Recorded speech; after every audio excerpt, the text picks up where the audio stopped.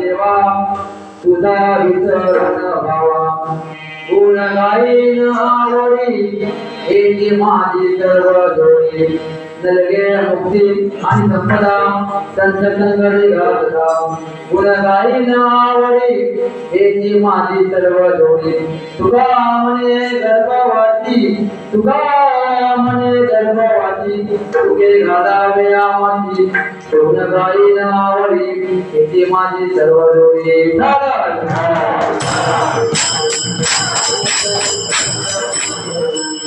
ओम नमो ध्याय वेद पाठाय जय जय शंकरेशाय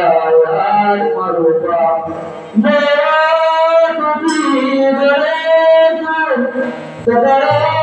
जगती प्रकाश मने निदास अवतार निरोधिते ब्रह्माण गुरुदेव गुरुदेव महेश्वरा गुरुसाक्षात् परब्रह्म तस्मै श्री नमः नमो शुक्लानंदरूप नमो सद्गुरु सच्चिदानंद रूप नमो सद्गुरु भक्त कल्याणमूर्ति नमो सद्गुरु भास्करा पूर्णकीर्ति मायोगति के तुझे विभ्रातम वरद पुंडिकाय दातु मुनिश्रे समागत विशालमान परमं मलयं वदे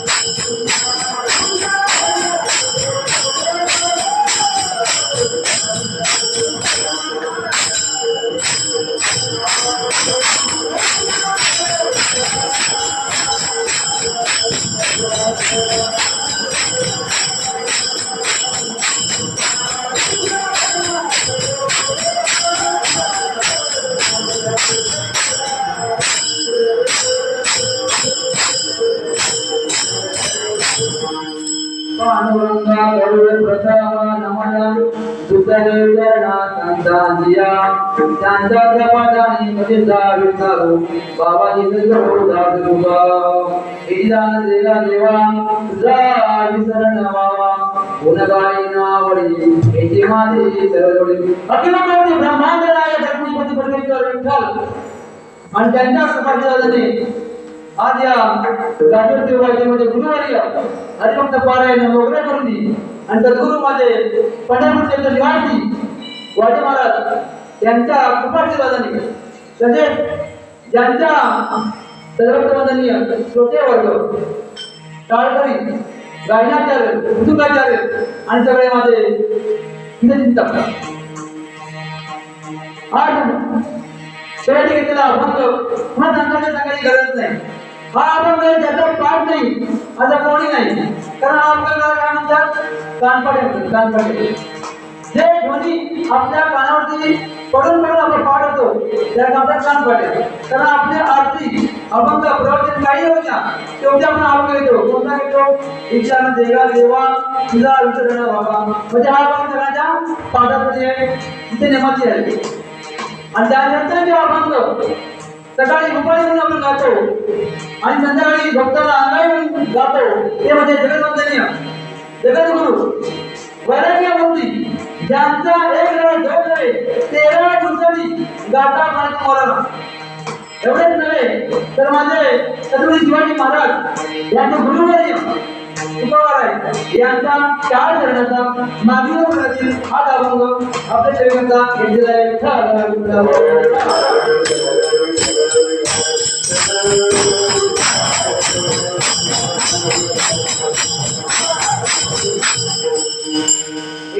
देवा देवा तुझा विसरण व्हावा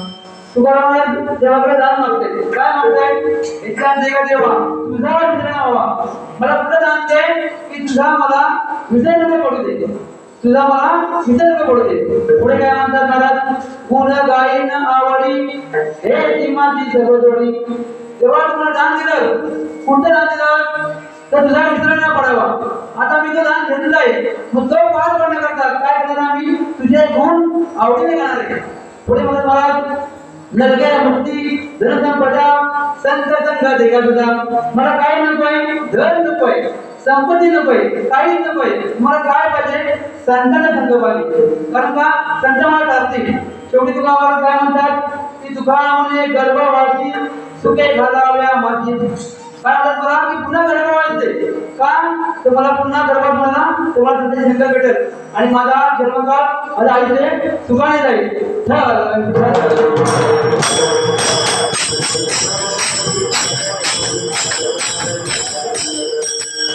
विरोध करण्यापूर्वी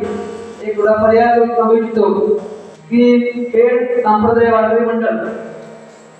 आज त्याला एक तर पूर्ण होत आहे 12 वर्षाच्या काळामध्ये एक तर बघतो आणि या मठाला 12 वर्ष बोलावून गेले महाराज आणि एवढे ते रोप लावले तरी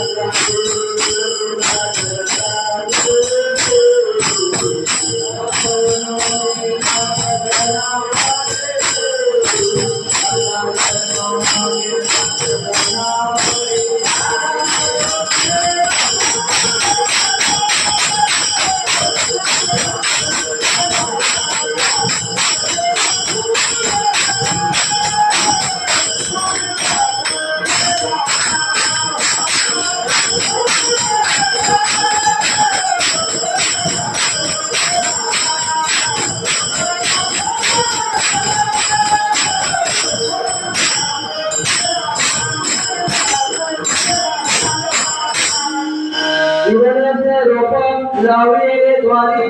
आणि त्याचा वेळू केला गजनावरी मला आज 12 झाले कप झालंय आणि हा वेळू करण्यावरती चाललाय हे साधना करण्यापूर्वी महाराज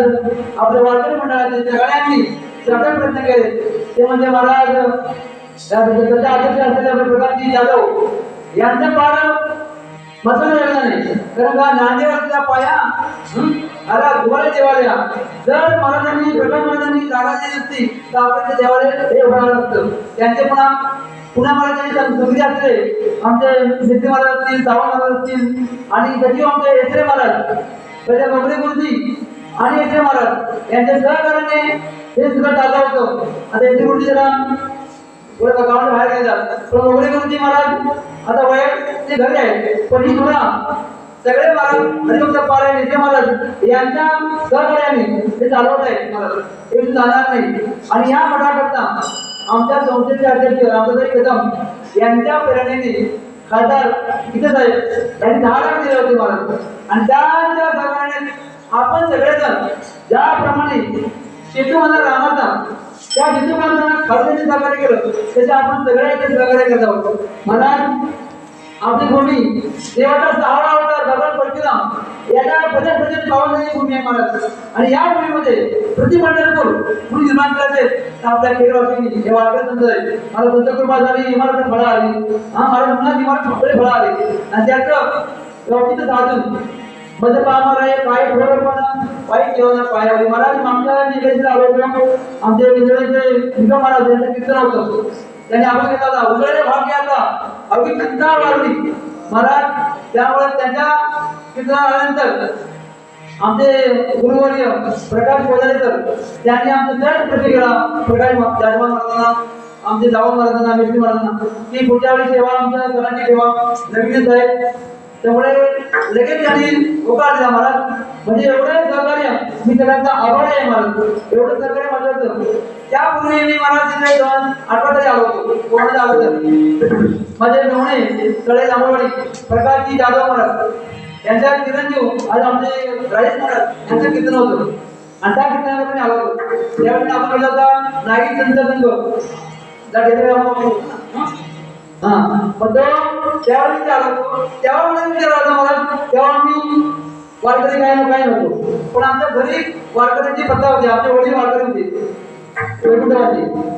नंतर मग इथे बसल्यानंतर काय बदल झाला तेव्हा माहिती फक्त मागण्या मागितलं तेव्हा मला सुद्धा तिकडे येऊ दे म्हणजे कोरोनाला मग आलो नाही नंतर ह्या वर्षापासून मी ही 4थी एकादशी ते करायला आलो होतो आणि मागच्या एकादशीला आमचे महाराजांचं कीर्तन होतं नंतर मग सर ठरलं आणि तुमचा सगळ्यांचा खरंच आभारी आहे आणि आपण सगळे आज आम्ही इतके भाग्यवान म्हणतो आज टाळकरी वारकरी गायनाचार्य आणि मृदुंगाचार्य आणि आपण सगळे सदभक्त सदवंदनीय तुमच्या कृपाने आम्हाला भेटून म्हणतो की मला चांगली दिवस मंडळी भेटते की कीर्तनकार छोटा आणि आमचे सगळे मोठे आहेत महाराज आणि हा वारसा आपण पुढे चालवावा आम्ही चालवा पुढे वाढता आणि कथा महाराज आणि इतर रीतीने असा वाटतो की मला मग श्रावणात बोलले की सकाळी काकडा हा सुंदर आहे महाराज कारण काकडा पाहिजे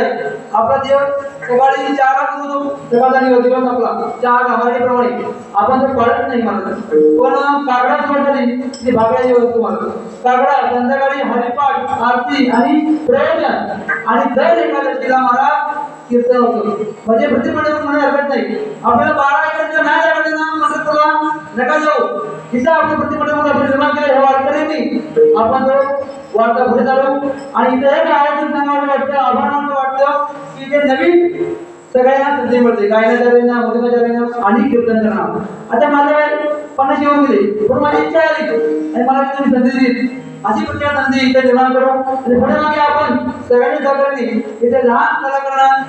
शिकवण्याचं एक माध्यम सुरू करू असं मला वाटतं देवाची प्रार्थना करू आणि सगळ्यांचे आभार म्हणून स्वागत करून मी निर्माण सुरुवात करू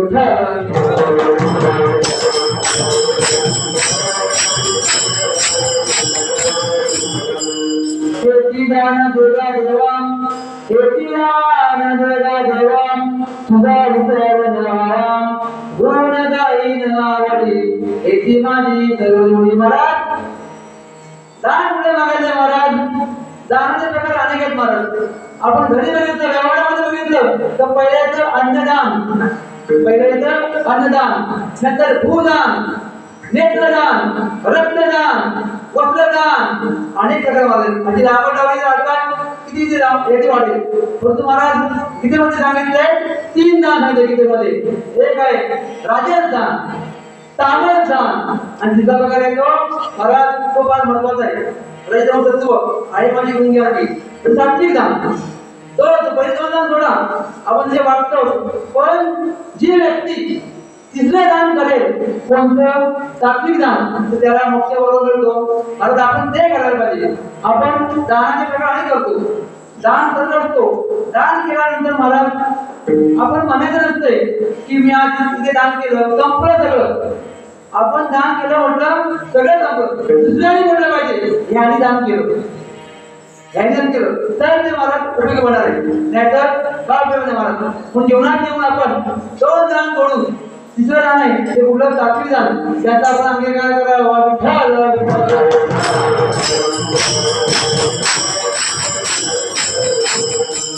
आता आपल्या घरी सुद्धा एखादा भिकारी आला, रोटी जाताना भिकारी येतो, तो काय म्हणतो भिक्षाच्या भिक्षाचे म्हणतोय की नाही. पण तो एक सांगत असतो मी भिक्षा का मागतोय, की मी मागच्या जन्मी कोणाला दान केलं नव्हतं म्हणून मी भिक्षा मागतोय. म्हणून तुम्ही प्रत्येकाला दान द्या हा दोन संदेश होतो. पण आपल्याकडे कोणी आला याच्याकडे कोणी होते, आपण निस्वार्थीपणे दान केलं पाहिजे. मला त्यामध्ये एक दान आहे काम्यदान. तो दान कसं आहे महाराज, तो आपण लोकांमध्ये करतो. समजा आपण पूजा केली, पारायण केलं, काय करा म्हणजे आपण भरती आणतो, पुजारी आणतो, काय आणतो, सगळं आणून करतो आणि त्यांना पैसे देतो आपण. म्हणजे दान कशामध्ये आलं, स्वतः पुरतं.